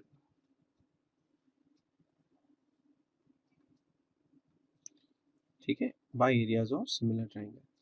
if you remember ये प्रॉपर्टी क्या बताती है, ये बताती है कि अगर दो ट्राइंगल्स क्या हो, सिमिलर हो, तो रेशियो ऑफ एरिया जब आप उसे फाइंड करते हैं, इसका मतलब जब आप फाइंड करेंगे एरिया ऑफ ट्राइंगल MNT को upon area of triangle QRS, तो वो किसके बराबर हो जाएगा, it is equal to ratio of square of sides. But हमारे यहाँ पर साइड्स नहीं दिया हुआ है, क्या दिया हुआ है, हाइट्स दिया हुआ है। तो लेट अस से एक हाइट को हम ले लेते हैं H1, और एक हाइट जो आपके पास दी है उसको हम क्या ले लेते हैं, H2। तो I can say for this question area of triangle MNT जो है it is equal to height H1 square upon आपके पास क्या आ जाएगा, इट इज H2 स्क्वायर। ठीक है, कैसे आ गया हमारे पास ये, with the help of the property which is areas of similar triangle. अब आपके पास क्या क्या वैल्यू गिवन था, तो हमारे पास वैल्यू फॉर h1 स्क्वायर दिया हुआ है। सी व्हाट इज h1, h1 का वैल्यू आपके पास दिया हुआ है 5, तो I can say it is 5 square, और नीचे आपके पास क्या आ जाएगा, it is equal to 9 square. Now see what is 5 square, it is equal to 25, and what is 9 square, it is equal to 81. So therefore I can say area of triangle MNT upon area of triangle QRS is equal to how much, it is equal to 25 upon it is 81. और आपसे क्या find करने कहा गया था, आपको find करना था what is ratio of area of triangle, हमने फाइंड कर लिया। ठीक है, क्या नई चीज हमने देखी यहाँ पे, हमने ये देखा कि अगर ट्राइंगल्स जो आपके पास दिए हुए हैं वो कैसे हो, सिमिलर हो, तो हम नई प्रॉपर्टी का इस्तेमाल कर रहे हैं, that is bye areas of similar triangle. Previously हम इस प्रॉपर्टी का इस्तेमाल हमारी एक्सरसाइज या प्रैक्टिस सेट क्वेश्चंस में कर चुके हैं। अगर आप लोगों ने उसे अभी तक नहीं पढ़ा है तो प्लीज पहले हमेशा प्रैक्टिस सेट्स परफेक्ट कीजिए, उसी के बाद आप प्रॉब्लम सेट को देखिए।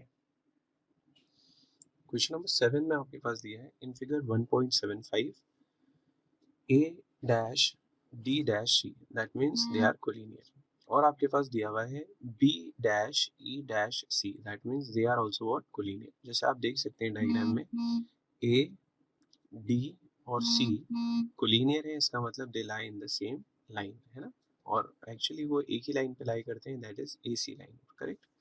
सेम मैनर में आप ये भी देख सकते हैं कि B, E और C जो है वो भी कैसे हैं, कोलिनियर है, और कौन से सेगमेंट पे वो लाई करते हैं, तीनों point, that is segment BC। फिर आपके पास क्वेश्चन में लिखा हुआ है कि DE is parallel to AB। जैसे आप देख रहे हैं यहाँ पर आपके पास दो लाइंस दी हुई हैं, दैट इज DE, है ना, एक तो ये हो गई, ये आपके पास किससे पैरेलल दी हुई है, it is parallel to AB, तो ये हो गया आपके पास AB। आगे आपके पास लिखा हुआ है AD value is equal to 5 and value for DC is equal to 3 centimetre. ठीक है, value for AD is equal to 5, DC is equal to 3। BC value आपके पास कितना दिया है, इट इज इक्वल टू 6.4। अब देखिए यहाँ पर 6.4 लिखा है और यहाँ डायग्राम में क्या दिया है, 6.4 माइनस एक्स, तो हम कंसिडर करते हैं suppose this is 6.4 minus x. तो आपको फाइंड क्या करना है, आपको फाइंड करना है what is value for BE, that is आपको बेसिकली किसका वैल्यू फाइंड करना है, what is value for x. अब सपोज अगर इस क्वेश्चन को हम सॉल्व करना स्टार्ट कर रहे हैं, तो सबसे पहली बात तो हमारे पास ये दिया हुआ है कि ये ट्राइंगल कैसा ट्राइंगल है। इस ट्राइंगल के अंदर आपके पास क्या गिवन इन्फॉर्मेशन है कि इसके दो लाइंस, एक सेगमेंट क्या है, पैरेलल है। तो बिकॉज यहाँ पर पैरेलल का इस्तेमाल आ गया तो फौरन हम समझ लेंगे कि यहाँ पर किसका इस्तेमाल करना है, BPT का इस्तेमाल करना है। ठीक है, तो लेट अस से सोल्यूशन, फॉर सोल्यूशन हम ये कहते हैं in triangle which is A, B and C, it is given to us कि DE लाइन जो है वो किससे पैरेलल है, it is parallel to AB। ठीक है, it is DE which is parallel to AB, तो therefore it is by basic proportionality theorem, ठीक है, basic proportionality theorem हम ये कह सकते हैं कि it is CD, है ना, it is CD अपॉन आपके पास क्या आ जाएगा, it is AD, CD upon it is AD which is equal to, यहाँ पर क्या हो जाएगा, it is CE upon it is BE, so we can say it is CE upon it is BE।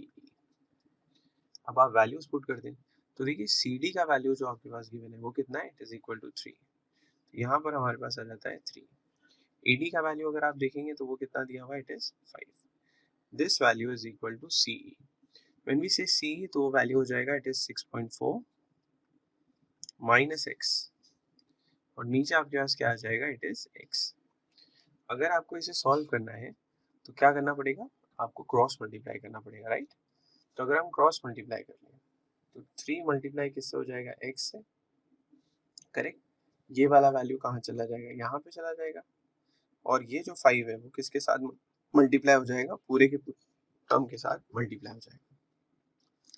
तो this becomes equal to 5 which is multiplied by, it is 6.4 minus it is x।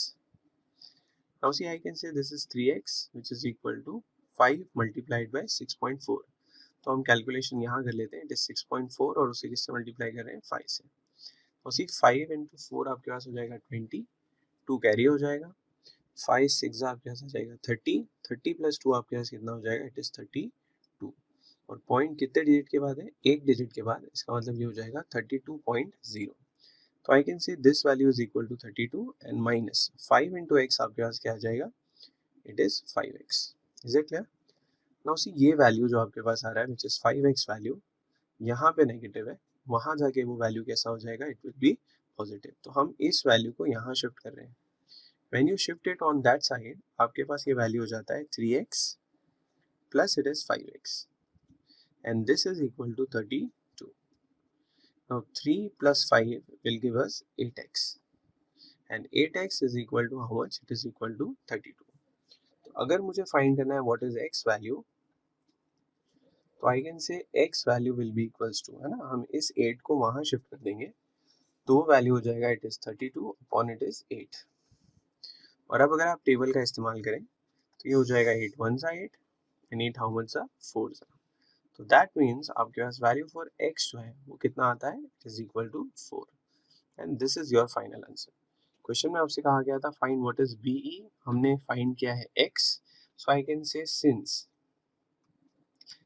BE जो है वो किसके बराबर है, it is equal to x, so therefore now BE is also equals to what, it is equal to 4। Since question में आपसे BE का value पूछा था, इसलिए आंसर में भी आपके पास क्या होगा, BE का वैल्यू आपको बताना होगा। ठीक है, अगर आप इसे नहीं लिखेंगे तो यहाँ पर आपके मार्क्स कैंसिल आउट हो सकते हैं। ठीक है, और लास्ट स्टेटमेंट बहुत ज्यादा इंपॉर्टेंट होता है। क्वेश्चन नंबर 8 में आपके पास दिया हुआ है in figure 1.76 segment PA, segment QB, segment RC and segment SD are perpendicular to the line AD। अब सी आपके पास कितने सेगमेंट्स दिए हुए हैं, सेगमेंट इट इज PA मतलब P से लेकर A तक पहला सेगमेंट, फिर आपके पास लिखा है from Q to B that is your second segment, then it is R to C third and it is S to D। तो टोटल आपके पास कितने सेगमेंट दिए हुए हैं, टोटल आपके पास दिए हुए हैं 4 सेगमेंट। इस सब के सब जो है वो एक ही बेस पे क्या है, परपेंडिकुलर है। ठीक है, एक ही बेस पे क्या है, परपेंडिकुलर है। तो सी अगर आप एक से ज्यादा परपेंडिकुलर किसी एक ही बेस पे बनाते हैं तो वो सारे के सारे परपेंडिकुलर आपस में क्या हो जाते हैं, पैरेलल हो जाते हैं। तो इस क्वेश्चन को शुरू करने से पहले हम सबसे पहले तो ये लिख देते हैं कि PA is perpendicular to AD, then we can say it is QB which is perpendicular to AD, then we can say it is RC which is again perpendicular to AD, और आपके पास वैल्यू और आपके पास दिया हुआ है that is SD which is also perpendicular to AD। ठीक है, तो यहाँ पर आपके पास ये सारे perpendicular to the common base है, राइट। तो therefore we can say that segment PA is parallel to QR which is parallel to RC and this is parallel to SD। ठीक है, और सबके लिए रीजन क्या आएगा, दे आर परपेंडिकुलर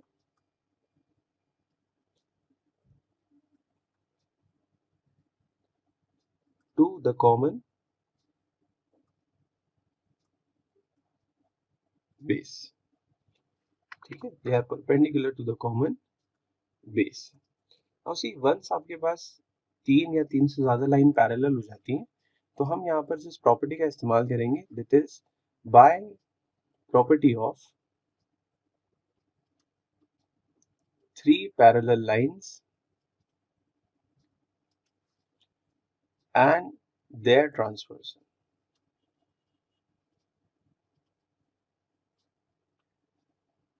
ठीक है, अच्छा शॉर्टकट्स अलाउड नहीं है बोर्ड एग्जाम्स में, आपको पूरा लिखना है। मैंने प्रॉपर्टी को प्रॉप लिखा है और पैरेलल के लिए हम लोगों ने एक सिंबल इस्तेमाल किया, but this shortcuts are not allowed in board examination. Okay, now as per this property हम ये बताएंगे कि value for PQ is to QR is to RS। ठीक है, चेक कीजिए, it is P Q is to Q R is to R S, किसके बराबर हो जाएगा? This will become equal to A B is to B C is to C D के. We can say it is equal to A B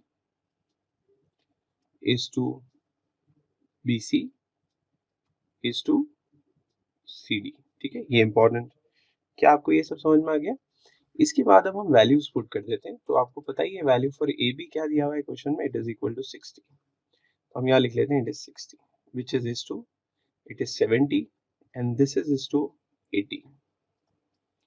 ठीक है, तो we can say P Q is to Q R is to R S is equal to 60 is to 70 is to 80.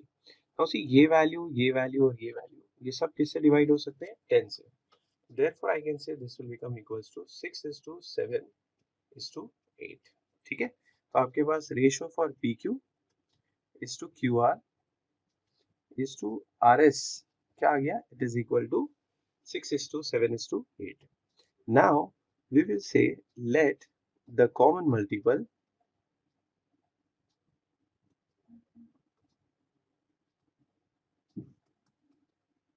B x. और जैसे ही मैं common multiple x ले लेता हूँ तो देयरफॉर हमारे पास वैल्यूज आ जाएंगी पी क्यू की which we can say it is 6x. Value for Q R जिसे हम कह सकते हैं it is equal to 7x. और value for R S which will be equal to 8x. ठीक है, आगे आपके पास देखिए क्वेश्चन में ही लिखा हुआ है कि जो कंप्लीट सेगमेंट पीएस है, कंप्लीट सेगमेंट पीएस, इसका वैल्यू आपके पास कितना है? It is equal to 280. ठीक है, मैं थोड़ा सा इसे नीचे शिफ्ट कर लेता हूँ. तो देखिए अब मैं लिख सकता हूँ पी एस कंप्लीटली किसके बराबर है? It is equal to P Q plus it is equal to Q R plus equals to R S. Now complete P S जो है वो किसके बराबर था? It is equal to 280. Correct. P Q का वैल्यू हमने क्या फाइंड कर लिया? It is 6x plus Q R का वैल्यू क्या है? It is 7x plus value for R S आपके पास क्या आ गया? It is 8x. करेक्ट. अगर आपने इन सब वैल्यूज को ऐड कर लिया तो आपके पास टोटल हो जाता है 6 plus 7 plus 8 that will give you 21x. और ये वैल्यू किसके बराबर है? 280 के बराबर है. सो देयरफॉर अगर हमें फाइंड करना है व्हाट इज x वैल्यू, तो I can say it is 280 divided by 21 which is equal to x. Now see if I divide this तो ये वैल्यू नीचे वाला और ऊपर वाला दोनों ही किसकी टेबल में आते हैं? It comes in the table of 7. So suppose this becomes 7 threes are and this becomes 7 fours are and ये एक जीरो आपके पास आ गया. तो therefore आपके पास वैल्यू फॉर x जो है वो कितना हो जाता है? It is equal to 40 upon it is 3. ठीक है, अब हमें क्या फाइंड करना है? हमें ये फाइंड करना है what is value for P Q, what is value for Q are and what is value for R S. है ना, देखिए जरा क्वेश्चन में आपके पास क्या दिया हुआ था. आपको ये फाइंड करना था कि what was value for P Q, Q R and R S. तो इसे कंप्लीट करने के लिए अब हम इस्तेमाल करते हैं आपके x का वैल्यू. x हमारे पास क्या आ गया? We have got x value as equals to 40. तो therefore if you simplify this further,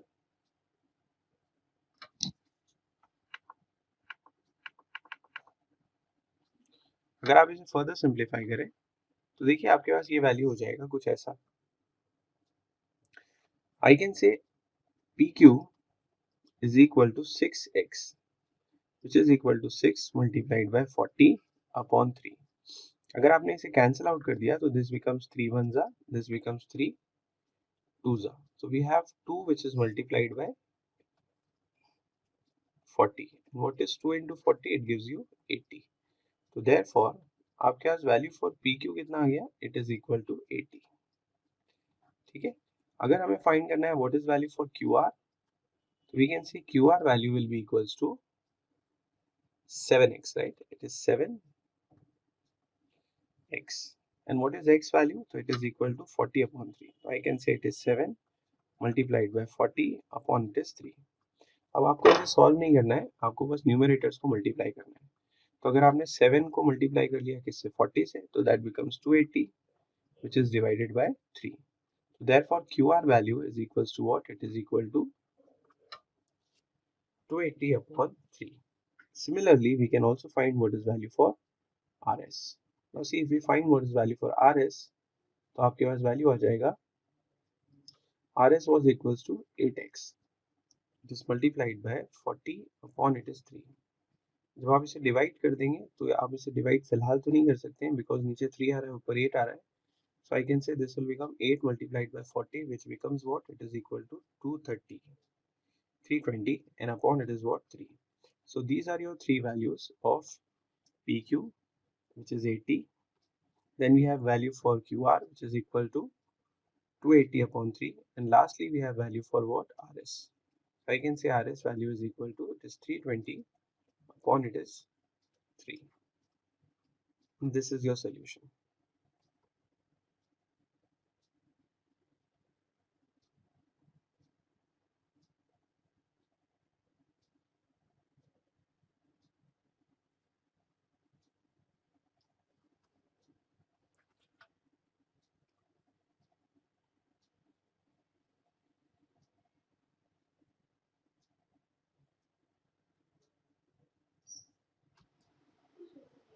question number 9 में आपके पास दिया हुआ है in triangle P Q R P M is the median. ठीक है, अब नया वर्ड आ गया आपके पास मीडियन.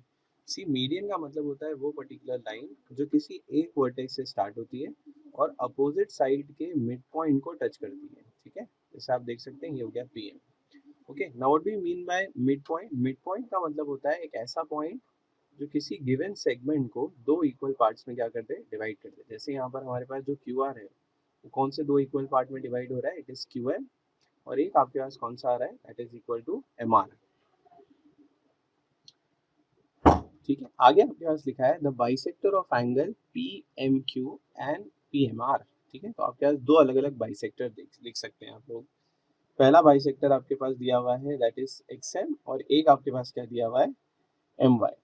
नेक्स्ट लिखा हुआ है intersect side P Q and P R in point X and Y. ठीक है, तो एक एंगल ये रहा जिसका नाम है angle P, then it is M और क्या है? क्यू. उसका जो बाइसेक्टर है उसका नाम क्या है? X M. और दूसरा एंगल आपके पास दिया हुआ है that is angle P M R जिसका बाइसेक्टर है एम वाई. आगे आपके पास लिखा है प्रूव दैट. हमें ये शो करना है कि ये जो लाइन है that is line X Y. ठीक है, ये जो लाइन एक्स वाई है ये किसे पैरेलल होना चाहिए? It should be parallel to the base. और बेस आपके पास क्या दिया हुआ है? क्यू आर दिया हुआ है. ठीक है, तो सपोज कीजिए अगर हम इसे पैरेलल बताना चाहते हैं तो आपको फिल करना पड़ेगा गिवन डायग्राम, गिवन एक्टिविटी. तो दिया है complete the proof by filling the boxes. The first one which is given to you is in triangle P M Q. है ना, तो पी एम क्यू ट्राइंगल देख लेते हैं. यहाँ पर आ गया पी, ये वाला हो गया क्यू और ये आपके पास आ गया एम. ठीक है, तो it is P M Q. इसके अंदर हमारे पास दिया है कि एक्स एम क्या है? बाइसेक्टर है. एक्स एम है बाइसेक्टर. ओके, तो देयरफॉर आपको क्या इस्तेमाल करना है? Angle bisector theorem. तो अगर हम एंगल बाइसेक्टर थ्योरम का इस्तेमाल करें तो क्या हम लिख सकते हैं इस बॉक्स के अंदर कि ये जो P M upon Q M है ना, P M upon M Q किसके इक्वल हो जाएगा? हम कह सकते हैं वो बराबर हो जाएगा. It is equal to P X upon it is X Q. तो यहाँ पर आ जाएगा it is P X upon आपके पास क्या आ जाएगा? It is X Q. वैसे ही आप आगे देखें तो आपके पास दिया हुआ है in triangle P M R. Okay, now just check which is your triangle P M R. तो P then it is M and it is R. मतलब ये वाला ट्राइंगल इस तरफ अब जो दिया हुआ है. ठीक है, इस ट्राइंगल में आपके पास दिया हुआ है कि जो एक्स एम वाई है वो क्या है? It is bisector of angle P M R है ना, जो हम पहले ही डिस्कस कर चुके हैं. फिर से इस्तेमाल क्या हो रहा है? Angle bisector theorem. तो अगर आप एंगल बाइसेक्टर थ्योरम इस्तेमाल करें तो वापस मैं कह सकता हूँ P M upon M R जो है वो किसके बराबर हो जाएगा? P Y upon Y R के. है ना, it is P Y upon क्या हो जाएगा? वाई आर के बराबर हो जाएगा. तो पहले बॉक्स के अंदर हम लिख सकते हैं it is equal to P M और नीचे आपके पास क्या आ जाएगा? It is M R. उस तरफ आपके पास आ जाएगा इट इज पी वाई और आपके पास क्या आ जाएगा? It is equal to Y R. ठीक है, हमने क्या अप्लाई कर लिया? Theorem of angle bisector. इन दोनों को अप्लाई करने के बाद क्वेश्चन का आगे का हिस्सा ये है कि MP अपॉन MQ जो है वो किसके बराबर है, it is equal to MP upon MR। Now why it is saying this, देखिए ये वाला हिस्सा और ये वाला हिस्सा ये दोनों इक्वल है। रीजन क्या है इनके इक्वल होने का, रीजन ये है कि M क्या है, मिड पॉइंट है, और MQ और MR जो है वो क्या होंगे, इक्वल होंगे। जस्ट चेक आउट, आपके पास दिया हुआ है M जो है वो क्या है, मिड पॉइंट है, तो पूरे सेगमेंट क्यूआर के अंदर हम ये कह सकते हैं कि QM किसके बराबर हो जाएगा, MR के बराबर हो जाएगा, राइट। तो अगर ये दोनों इक्वल हो जाते हैं तो चेक कीजिए ये वाला डिनोमिनेटर और ये वाला डिनोमिनेटर, ये दोनों क्या है, दे आर इक्वल। न्यूमरेटर्स पहले से क्या थे, इक्वल थे। अब डिनोमिनेटर भी इक्वल हो गया और न्यूमरेटर भी क्या हो गया, इक्वल हो गया। इसका मतलब अगर हम स्टेटमेंट नंबर 1 को देखें और स्टेटमेंट नंबर 2 को देखें तो इसका ये हिस्सा किसके बराबर हो जाता है, इस पार्ट के। तो देयरफॉर वी कैन से दोनों का LHS जो है वो क्या है, इक्वल है। एक बार अगर आपके पास LHS वैल्यूज इक्वल हो जाती हैं तो ऑब्वियसली RHS वैल्यू भी क्या हो जाएंगी, इक्वल हो जाएंगी। तो हमने यहाँ पर लिखा है कि PX upon XQ is equal to PY upon YR, जैसे आप देख रहे हैं, ठीक है, दीज आर RHS वैल्यू। और जैसे ही आपके पास डायग्राम में ये रेशो इक्वल हो जाता है तो हम कह सकते हैं कि हमारी लाइंस क्या हो जाएंगी, दैट विल बिकम पैरेलल, ठीक है। तो this is the solution. See, activity based questions को बहुत अच्छे से आपको प्रैक्टिस करना है। मैं पहले ही आपको बता चुका हूँ, रीजन उसका ये है कि एक्टिविटी बेस्ड क्वेश्चंस नए क्वेश्चंस हैं जो हमारे नए सिलेबस में हाल ही में ऐड हुए हैं, प्लस काफी ज्यादा स्कोरिंग होते हैं, प्लस इनके आने के चांसेस बहुत ज्यादा होते हैं। तो इसलिए आप एक्टिविटी बेस्ड किसी भी क्वेश्चन को मिस नहीं करेंगे, ठीक है। अच्छा, जरूरी नहीं है एक्टिविटी बेस्ड हमेशा ऐसे ही पूछा जाएगा, हो सकता है ये क्वेश्चन डायरेक्टली आपके पास सिर्फ और सिर्फ क्वेश्चन और डायग्राम देके पूछा जाए और आपको है जो है वो बाकी का सोल्यूशन पता होना चाहिए, इसीलिए मैंने इस क्वेश्चन को लास्ट तक डिस्कस कर लिया है, ठीक है। तो please see that you understand this. Question number 10 में आपके पास दिया है in figure 1.78 bisector of angle B and angle C of triangle ABC intersect each other in point X, ठीक है। तो आपके पास दो बाइसेक्टर्स दिए हुए हैं, एक कौन सा एंगल का है, एक एंगल B का है और एक एंगल C का है। बाइसेक्टर्स हम अगर हाईलाइट कर दें तो एक बाइसेक्टर आपके पास है ये वाला और दूसरा बाइसेक्टर जो आपके पास दिया हुआ है दैट इज CX, ठीक है। अच्छा, नाउ बिकॉज यहाँ पर बाइसेक्टर्स का इस्तेमाल हो रहा है तो हम इस्तेमाल कर सकते हैं bye angle bisector theorem. What is angle bisector theorem says, अगर हम पहले ट्राइंगल को कंसीडर कर लें, है ना, ट्राइंगल का नाम अगर मैं लिख दूं तो suppose in triangle it is ABY, can you see, it is triangle A, then it is B और फिर आपके पास क्या आ रहा है, Y आ रहा है। इसके अंदर आपने अगर अप्लाई कर लिया bye theorem of angle bisector तो हमारे पास AB अपॉन BY जो है वो किसके बराबर हो जाएगा, AX अपॉन XY के बराबर हो जाएगा, ठीक है। आप इसे स्टेटमेंट नंबर 1 लिखते हैं, ठीक है। अब क्यों हम ये लिख पाए, तो उसका रीजन क्या था, उसका रीजन था कि एंगल, या हम लिख सकते हैं रे BX बाइसेक्ट्स एंगल ABY, ठीक है। And therefore we are using which theorem, तो थ्योरम ऑफ एंगल बाइसेक्टर, ठीक है। तो उससे हमारे पास ये रेशो आ गया। सेम चीज हम अप्लाई कर देते हैं इन द अदर ट्राइंगल जो आपके पास दिया हुआ है, ठीक है। इस तरफ आप देखेंगे तो आपके पास एक और ट्राइंगल है जिसका नाम क्या है, it is triangle A, then it is Y और फिर आपके पास क्या है, C। तो अगर इन ट्राइंगल AYC हम अगर सिंप्लीफाई करें तो अगेन आई कैन से कि रे XC bisects angle AC and it is Y, ठीक है। अब बिकॉज ये वाला एंगल बाइसेक्ट हुआ है तो I can say by angle bisector theorem AC upon YC जो है वो किसके बराबर हो जाएगा, it is equal to ax upon it is equal to upon yc, ठीक है। और उसको हमें बताना क्या है, हमें बताना है what is value for ax upon xy, मतलब मुझे ये वैल्यू फाइंड करना है। अच्छा गिवन आपके पास क्या है, आपके पास वैल्यू गिवन है फॉर ab का वैल्यू हमारे पास कितना गिवन है, it is equal to 5। Value for bc आपके पास जो है वो कितना गिवन है, इट इज इक्वल टू 6। और आपको फाइंड करना है what is value for ax and what is value for yc। तो अब अगर हम लोग मान लें ये वाला स्टेटमेंट जो है हमारा, this is your step number 2। इन दोनों ही स्टेप के अंदर हम एक चीज नोटिस कर रहे हैं कि दोनों रेशियोज जो है वो किसके बराबर है, they are equal to ay upon xc, sorry it is ax upon xc के वो क्या है, बराबर है। लेट्स से फ्रॉम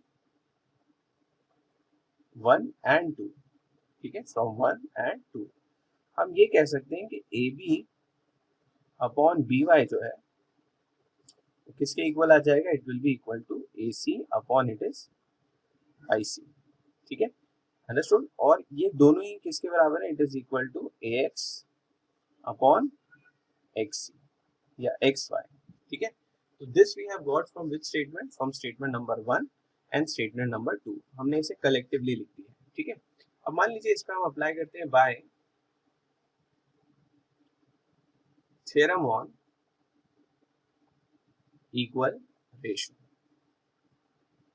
ठीक है ना। What is theorem on equal ratio, theorem on equal ratio आपको ये बताता है कि अगर आपके पास दो रेशियो हैं जैसे 1/2 और 4/2 और ये दोनों ही रेशियो कैसे हैं, दे आर इक्वल, तो हम ये कह सकते हैं कि addition of the numerator and addition of the denominator भी आपके पास जो है वो क्या आ जाएगा, दैट विल बी इक्वल, है ना। अच्छा एग्जांपल मेरे से गलत हो गया, इसे करेक्ट कर देता हूँ। लेट अस से आपके पास जो डिनोमिनेटर वैल्यू है, ठीक है, जो आपके पास डिनोमिनेटर वैल्यू है वो 2 नहीं है, बल्कि आपका डिनोमिनेटर है लेट से 8, ठीक है। तो हम यहाँ कंसिडर कर लेते हैं ये क्या है, 8 है।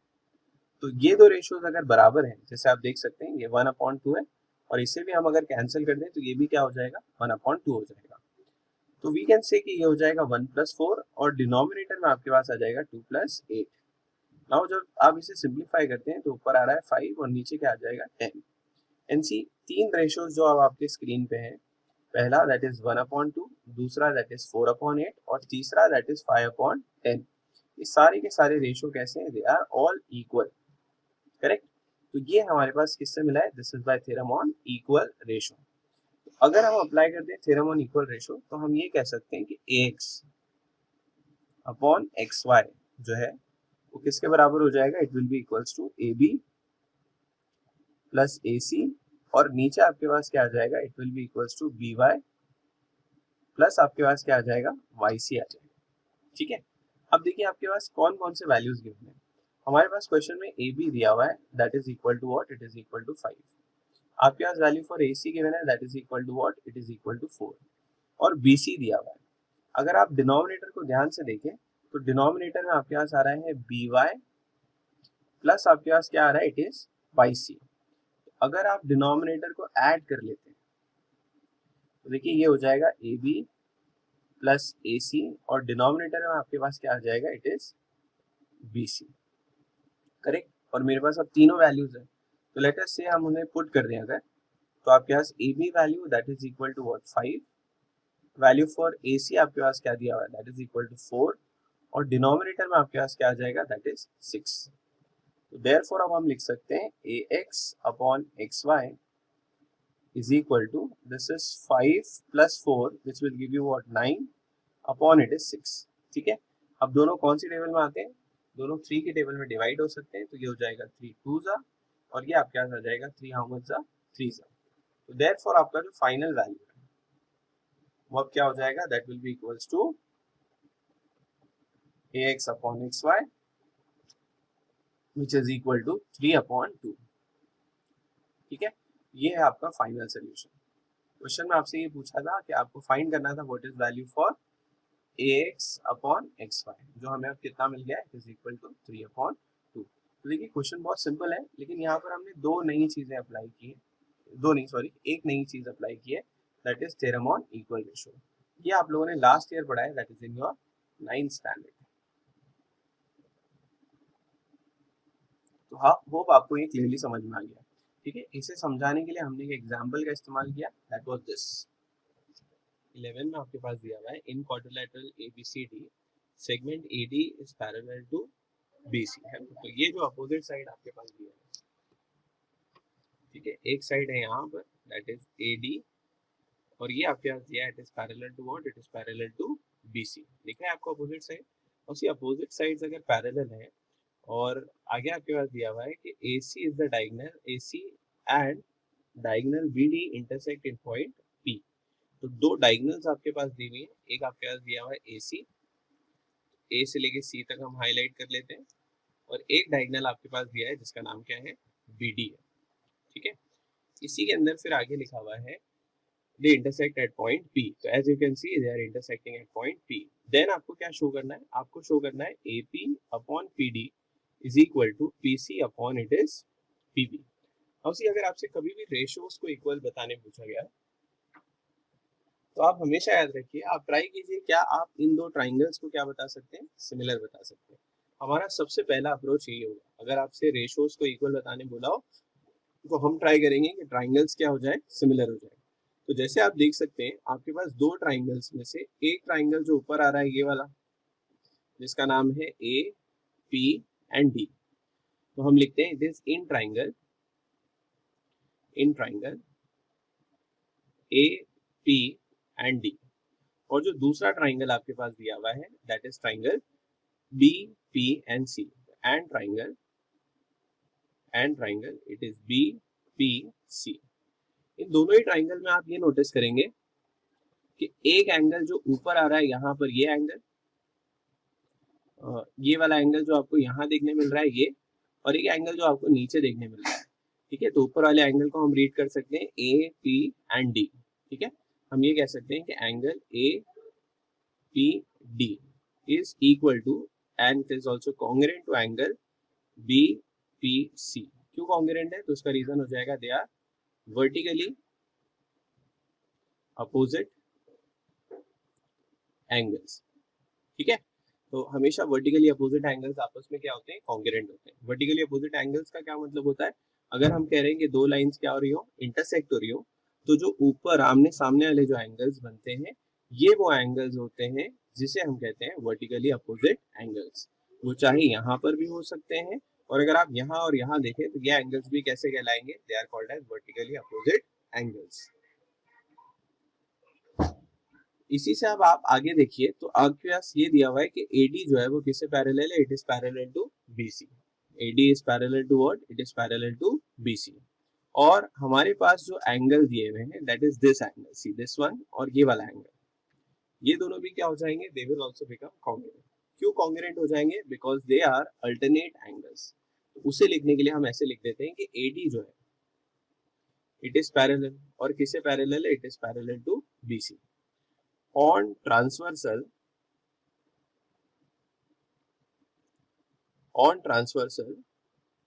कौन सी ट्रांसवर्सल हम ले लेते हैं, it is AC, on transversal AC। मैं ये कह सकता हूं कि एंगल DAP,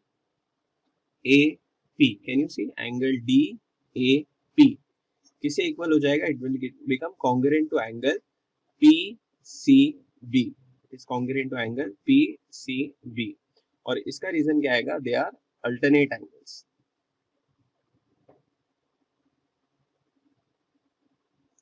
ठीक है। तो अब हमारे पास दो एंगल्स के आ गए, कॉन्ग्रुएंट आ गए, ऊपर वाले ट्राइंगल में और नीचे वाले ट्राइंगल में।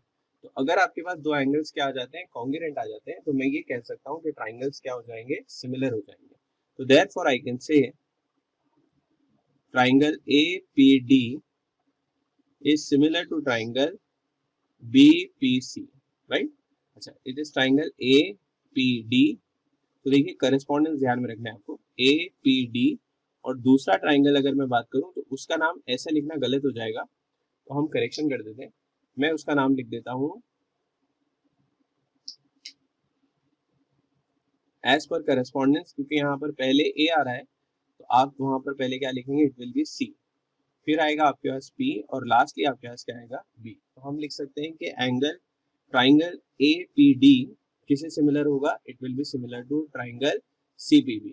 और इसका रीजन क्या आ जाएगा, दिस डबल A टेस्ट।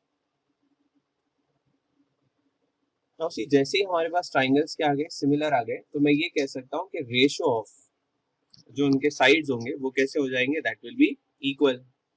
तो for this case I can say AP upon CP is equal to it is PD upon नीचे आपके पास क्या आ जाएगा, it will be PB and this value is equal to it is AD upon it is CB, it is AD और upon आपके पास क्या आ जाएगा, CD आ जाएगा। ठीक है, और इन सब के लिए रीजन हमारे पास आएगा corresponding sides of similar triangle. ठीक है, अब देखिए मुझे कौन से रेशियोज चाहिए। अगर हम ध्यान से देखें तो आपको चाहिए AP अपॉन PD, राइट। तो AP चाहिए आपको, PD चाहिए, आपके पास वैल्यू PC अपॉन PB होना चाहिए, मतलब ये दोनों भी आपको रिक्वायर्ड है। तो हम क्या करते हैं, नेक्स्ट स्टेप में बस ये दो रेशियोज को नीचे कैरी कर लेते हैं। तो अगर हमने इन रेशियोज को नीचे ले लिया तो we can say AP upon CP is equal to it is PD upon आपके पास क्या आ जाएगा, इट विल बी PB। ठीक है, अब AP के डिनोमिनेटर में क्या आ रहा है, PD आ रहा है, इसका मतलब ये वाला वैल्यू मुझे इधर शिफ्ट करना होगा। तो हम क्या करते हैं, ये दोनों वैल्यूज को आपस में इंटरचेंज कर देते हैं। ठीक है, तो जैसे ही मैं इंटरचेंज कर लूंगा ये वाला वैल्यू हो जाएगा AP और नीचे अपने पास क्या आ जाएगा, it will be PD। This value is equal to it is CP और अपॉन हमारे पास क्या आ जाएगा, it will be equals to PB। ठीक है, so this is your final answer, यही आपको प्रूव करना था। ठीक है, अगर हमें इसी को स्टैंडर्ड फॉर्म में लिखना है, मतलब जैसा आपसे क्वेश्चन में लिखा है वैसे ही लिखूं मैं, तो हम लिख सकते हैं finally therefore it is AP upon, now see ये PD हो जाएगा, सॉरी ये वैल्यू आपके पास क्या आ जाएगा, it will be PD, right. ये इंटरचेंज हुआ है ना, तो नीचे आपके पास आ जाएगा इट इज PD और इस तरफ हम लिख सकते हैं इट इज इक्वल टू। ठीक है, तो जो उधर वैल्यू आपके पास आ जाएगा, क्योंकि क्वेश्चन में PC लिखा हुआ है तो मैं यहाँ पर CP को चेंज करके क्या लिख देता हूँ, PC और नीचे आपके पास आ जाएगा BP।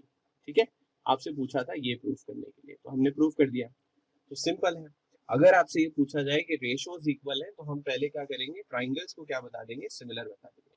अगर ट्राइंगल सिमिलर हो जाते हैं तो इजीली हम ये मेंशन कर सकते हैं कि रेशियोज क्या होंगे, इक्वल होंगे।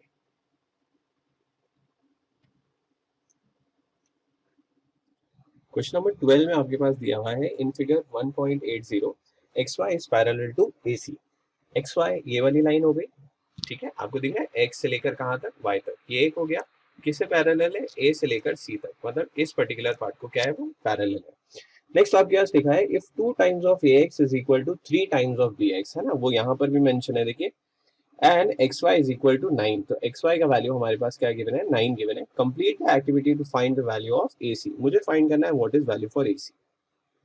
तो सी आप अगर अपना पहला स्टेटमेंट देखेंगे तो यहाँ पर हमारे पास लिखा हुआ है AX upon BX। AX upon BX कब मिलेगा, जब हम इसे क्या कर लेंगे, क्रॉस मल्टीप्लाई कर लेंगे। तो लेट से BX हमने वहां शिफ्ट कर दिया और 2 जो है वो इस तरफ आ जाएगा, तो इसका मतलब आपका जो पहला फिलअप है वो हो जाएगा 3 और अपॉन आपके पास क्या आ जाएगा, 2 हो जाएगा।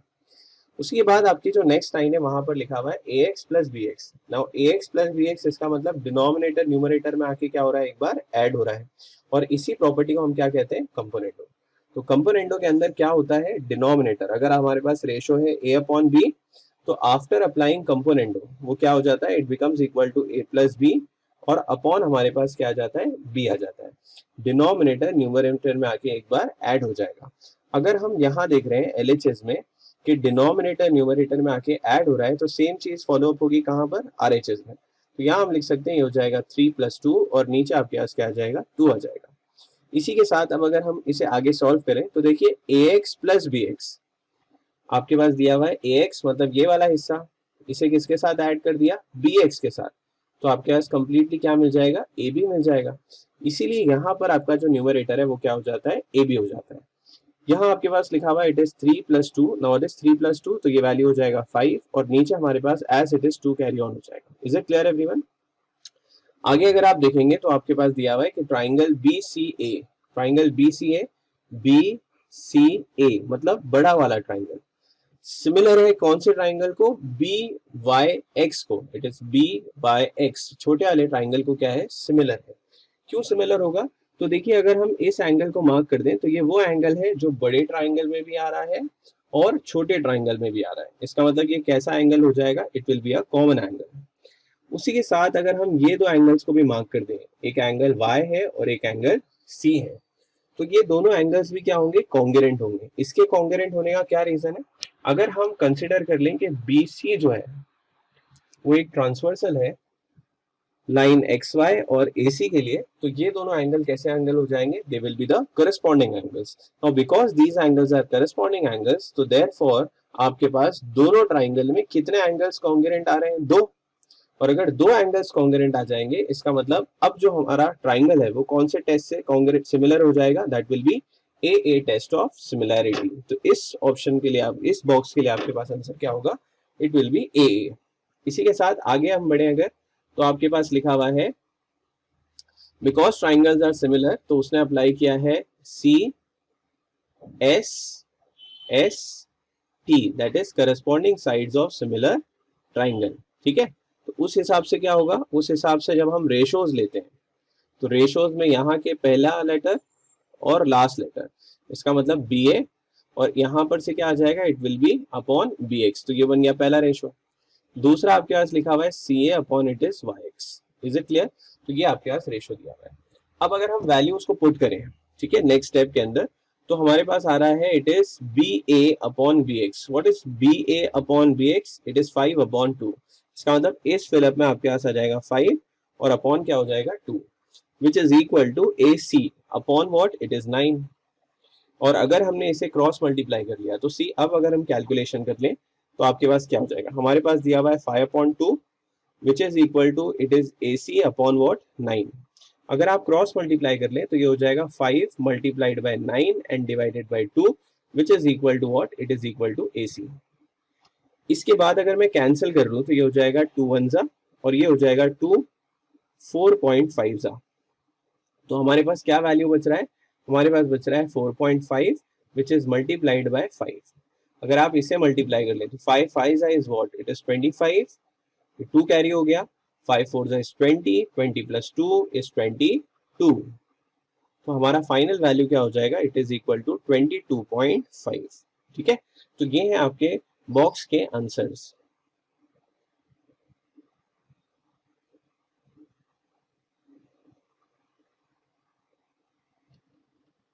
क्वेश्चन नंबर 13 में आपके पास दिया हुआ है in figure 1.81 the vertices of the square that is square DEFG are on the side of triangle ABC।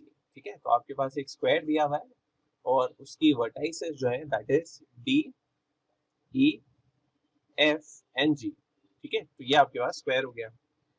क्योंकि ये स्क्वायर है तो हम एक चीज बता सकते हैं कि इसका हर साइड जो है वो क्या होगा, दैट विल बी इक्वल।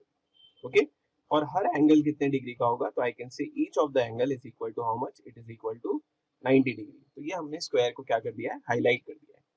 आगे क्वेश्चन में लिखा हुआ है angle A is equal to 90 degree और आपको ये बताना है then prove that DE square is equal to BD into EC। ठीक है, BD इंटू EC। और हिंट आपके पास दिया हुआ है कि आपको शो करना है कि ट्राइंगल विच इज GBD, मतलब ये वाला ट्राइंगल, ये होना चाहिए सिमिलर किससे, इट इज CFNE, मतलब ये वाले ट्राइंगल से।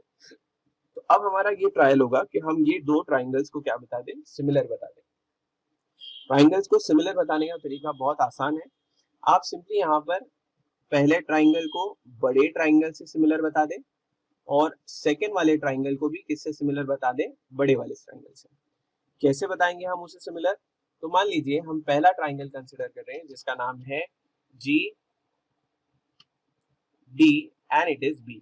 ठीक है, तो इस ट्राइंगल के अंदर अगर हम बता दें कि किसी ना किसी तरीके से ये वाले ट्राइंगल कैसा हो जाए, सिमिलर हो जाए, कौन से ट्राइंगल से, हमारे बड़े ट्राइंगल से, हमारे बड़े ट्राइंगल से।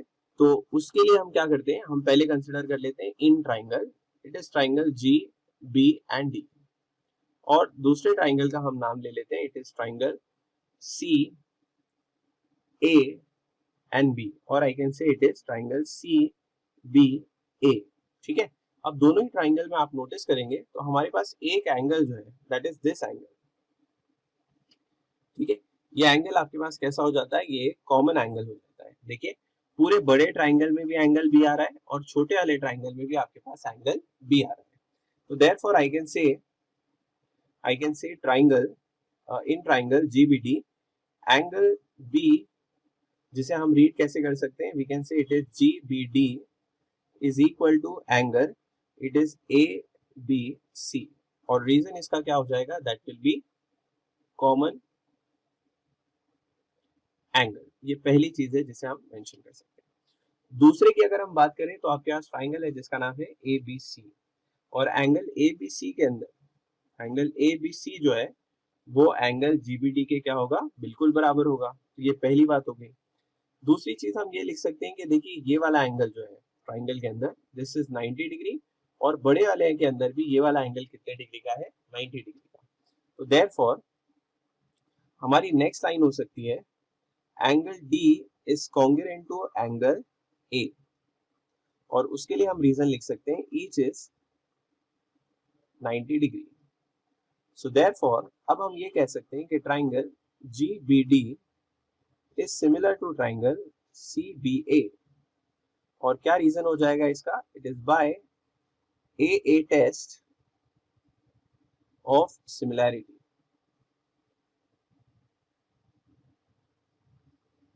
ठीक है, लेट अस से ये आपका स्टेप नंबर 1 है। सेकेंडली जो आपको बताना है वो ये है कि आपका ट्राइंगल 2 जो है, that is this triangle which is triangle F, ठीक है, ट्राइंगल का नाम है इट इज FE, और फिर आपके पास कौन सा ट्राइंगल, इट इज C। ये जो ट्राइंगल आपको यहाँ देखने मिल रहा है ये भी हमारे बड़े ट्राइंगल से क्या होगा, it will be similar. Reason फिर से वही होगा, यहाँ पर भी आपके पास एक एंगल कैसा हो जाएगा, कॉमन हो जाएगा। एक एंगल आपके पास कितने डिग्री का हो जाएगा, 90 डिग्री का हो जाएगा। तो दोनों ही ट्राइंगल आपस में क्या हो जाएंगे, सिमिलर हो जाएंगे।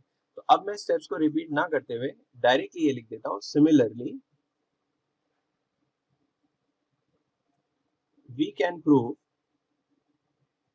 ठीक है, वी कैन प्रूव ट्राइंगल, एक ट्राइंगल कौन सा हो जाएगा, CBA is similar to triangle, है ना। अब देखिए करस्पॉन्डेंस अगर हम देखें तो ये लिखा है C, फिर B, और फिर क्या लिखा है A। इसका मतलब पहले तो कॉमन वाला एंगल, तो कॉमन एंगल आपके पास क्या है, C। फिर नेक्स्ट एंगल जो है वो कौन सा है, इट इज B मतलब वो एंगल जो कॉमन या कॉन्ग्रुएंट नहीं है, तो वो हो जाएगा इट इज CF, और ये क्या आ जाएगा आपके पास E, और उसके लिए भी रीजन क्या आएगा, it is by AA test. इसे हम स्टेप दे देते हैं, step number 2। Now from 1 and 2, अगर हम 1 और 2 स्टेप को कंपेयर करें तो देखिए यहाँ पर आपके पास आ रहा है CBA, यहाँ पर भी आपके पास आ रहा है CBA। इसका मतलब ये वाला एंगल ट्राइंगल और ये वाला ट्राइंगल आपस में क्या हो जाएगा, सिमिलर हो जाएगा। तो अगर हम लिख दें तो हम लिख सकते हैं this is triangle which is GBD is similar to triangle which is CFE. Now once triangles are similar, therefore I can say कि ratio of their sides are equal। अब कौन से रेशियो लेंगे, तो पहला रेशियो हम ले लेते हैं, it is BD upon it is FE, बराबर हो जाएगा इट इज GD, और अपॉन हमारे पास क्या आ जाएगा, that is equal to CE। ठीक है, जरा देखिए हमने जो प्रूफ बताना था उसमें आपके पास एक तो BD होना चाहिए था और एक क्या होना चाहिए था, CE। We have taken one as BD और एक आपके पास क्या हो गया, C हो गया।